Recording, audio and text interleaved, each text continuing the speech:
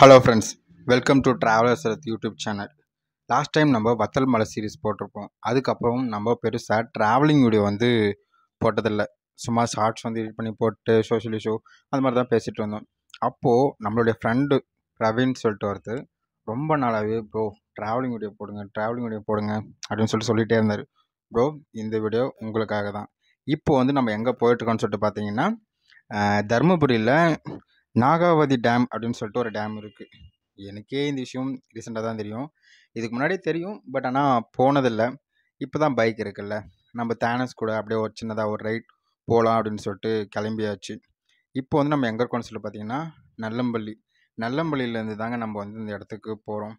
போகிறதுக்கு இன்னும் சில வழிகளும் இருக்குது, பட் நான் இப்போ ஃபஸ்ட் டைம் இல்லைங்களா, ஸோ அதனால் கொஞ்சம் டீசெண்டாக ஆவரேஜாக எல்லாருக்கும் தெரிஞ்ச வழியிலேயே போகலாம் அப்படின்னு சொல்லிட்டு தான் நல்லம்பள்ளி ரூட்டை பிக் பண்ணியிருக்கேன். கூட என்னுடைய ஃப்ரெண்ட் ஹரின்னு சொல்லிட்டு ஒருத்தன் சொல்லக்கூடாது, ஒருத்தர், ஏன்னா மரியாதை கொடுக்கணும் இல்லைங்களா சோசியல் மீடியாவுக்கு வந்தால். ஸோ அவரும் கூட வந்துட்டுருக்கிறாரு. தென் நாம் ஏன் பெருசாக ட்ராவலிங் வீடியோ நம்ம போஸ்ட் பண்ணுறதில்ல அப்படின்னு சொல்லிட்டு பார்த்தீங்கன்னா, ஏன்னா நம்மக்கிட்ட பட்ஜெட் இல்லை, அதுதான் உண்மை. ஏன்னா அது எங்கள் டைம் இல்லை அப்படி இப்படின்னு சொல்கிறதெல்லாம் தாண்டி காசு இருந்தால் தாங்க இங்கே ட்ராவலே பண்ண முடியும். சும்மாலாம் இது கோடி ரூபாய் இருந்தாலும் ட்ராவலிங் பண்ணுற மாதிரி வருமா அப்படின்றதெல்லாம் சும்மா ரீல் கண்டென்ட்டுக்கு வேணா கரெக்டாக இருக்கும். இந்த இடம் என்ன இடம் உங்களுக்கு தெரியுதுங்களா? தர்மபுரிக்கிற பாதி பசங்களுக்கு இந்த இடம் கண்டிப்பாக தெரியும். முடிஞ்சால் இது என்ன இடம்னு சொல்லிட்டு மறக்காமல் கமெண்ட் பண்ணுங்கள் பார்ப்போம். எத்தனை பேர் தருமபுரியிலேருந்து அதுவும் இந்த இடம் தெரிஞ்சு எனக்கு என்னுடைய வீடியோஸ் பார்த்துட்ருக்கீங்க அப்படின்றத நானும் தெரிஞ்சுக்கிறேன். தென் நாம் நம்மளுடைய விஷயத்துக்கு வருவோம். இங்கே ட்ராவலிங் பண்ணுறது ரொம்ப ஈஸிலாம் கிடையாதுங்க. காசு வச்சுட்டு ட்ராவலிங் பண்ணுறவன் ஈஸியாக பண்ணிட்டு போயிடலாம். அவன் ஈஸியாக லடாக் போகலாம், எங்கே வேணாலும் போகலாம், எந்த பைக்கை வேணாலும் வாங்கலாம். பட் நம்மள மாதிரி பட்ஜெட்டில் பைக் எடுத்து அதுக்கும் இஎம்ஐ கட்ட முடியாமல் ஆனாலும் ட்ராவலிங் பண்ணணுன்ற ஒரு ஆசையில் பண்ணிகிட்ருக்கிறவன் இங்கெல்லாம் சர்வே பண்ணுறது ரொம்பவே கஷ்டமாக இருக்குங்க. ஏன்னா பெட்ரோல் இருக்கிற கண்டிஷனுக்கே உங்களுக்கு என்னன்றது தெரியும். அந்த பெட்ரோலை வச்சுட்டு நாம் ஸ்டே பண்ணணும். அதே மாதிரி ஃபுட் எக்ஸ்பென்சிவ். அந்த ஃபுட்டும் ஒரு ஆவரேஜ் ஃபுட்டு சாப்பிட்டாலே இங்கே காஸ்ட் அதிகம். அதே மாதிரி ஒரு நல்ல ஃபுட்லாம் சாப்பிட்ணுன்னா நாம் பைக்கை விற்றுட்டு தான் வரணும். பைக்கை விற்கவும் முடியாது, இஎம்ஐயில் இருக்குது. பேங்க்கார செருப்பை கழட்டி அடிக்குவோம், யார் வாங்குறது என்னமோ.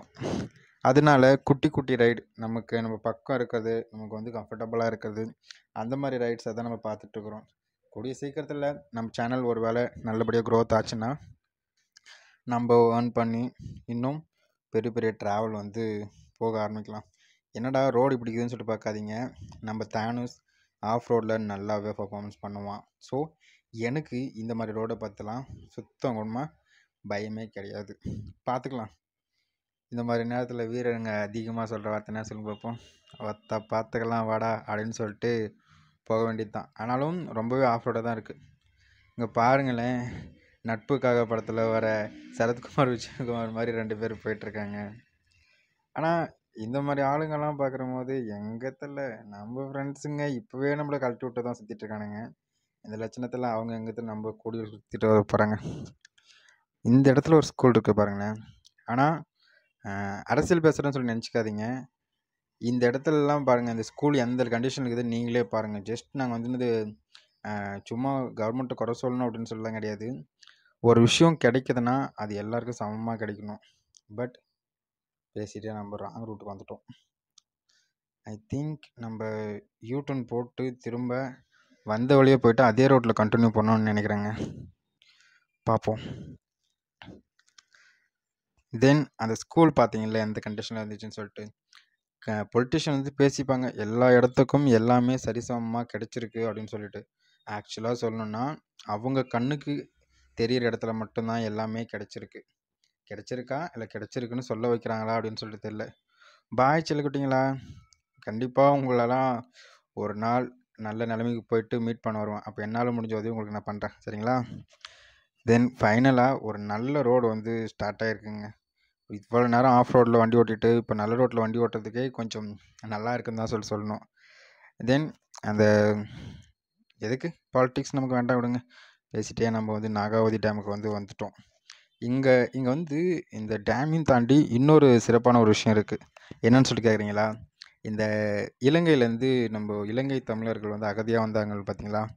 அவங்களுக்கு வந்து முகாம் வந்து இங்கே தாங்க அமைச்சு கொடுத்துருக்காங்க. ஆனால் தர்மபுரியில் இருக்க பாதி பேருக்கு இந்த விஷயமே தெரியாது.